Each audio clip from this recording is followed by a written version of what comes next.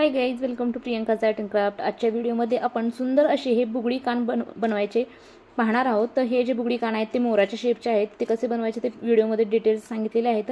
Video शेवटपर्यंत नक्की बघा, तर तुम्हाला हे घरच्या घरी बनवता येतील। अतिशय ट्रेंडिंग असे हे बुगडी कान आहेत।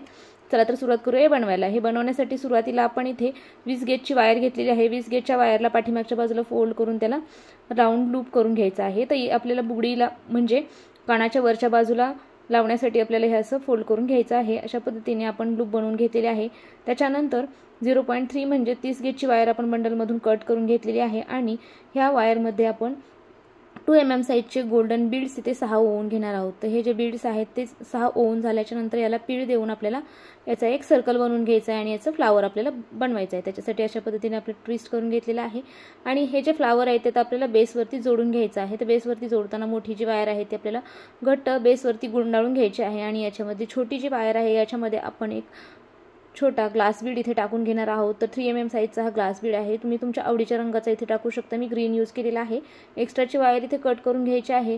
त्यानंतर जी मोठी वायर आहे त्या वायरने आपल्याला या फ्लावरला वायर रॅपिंग करून घ्यायचं आहे। तर हे मणीचे आहेत, ते मेटलचे आहेत आणि छोटे असल्यामुळे घसरतात, तर त्याच्यासाठी अगदी घट्ट वायर रॅपिंग आपल्याला याला करावं लागतं। तर वायर रॅपिंग कसं करायचं ते आधीच्या सुद्धा बऱ्याचशा व्हिडिओमध्ये आपण नथ मेकिंगच्या पाहिलेलं आहे।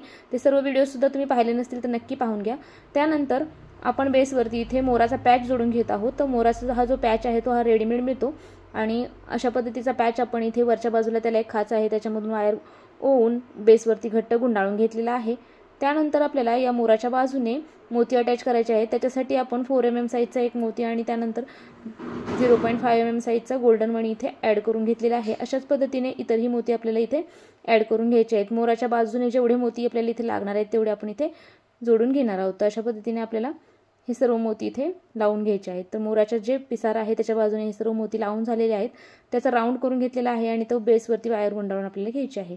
त्यानंतर हे मोती आपल्याला इथे घट्ट पॅक करण्यासाठी याला वायर रॅपिंग करून घ्यायचं आहे। तर खालून वरच्या बाजूने आपण अशा पद्धतीने 2-2 मोती घेऊन त्याला वायर रॅपिंग करून घेणार आहोत। वायर रॅपिंग करून झाल्याच्या नंतर वरच्या बाजूला वायर गुंडाळून घेतलेली आहे आणि हे वायर रॅपिंग आणि जो मोत्याचं लूप आहे ते लूप तसेच जो मोराचा पॅच आहे याला सुद्धा आपल्याला परस्पर बांधून घ्यायचा आहे। त्याच्यासाठी आपल्याला वायर ह्या मोराच्या पॅचमधून वर पास करायची आहे आणि मग बेसला गुंडाळून अशा पद्धतीने हा जो पॅच आहे तो घट्ट इथे पॅक करायचा आहे। बाजूने मोती लावून झालेले आहेत। त्यानंतर खालच्या बाजूला आपल्याला 6 mm साइजचा एक ड्रॉप क्रिस्टल इथे ओवून घ्यायचा आहे। त्यानंतर 3 mm साइजची कॅप जोडून घ्यायची आहे।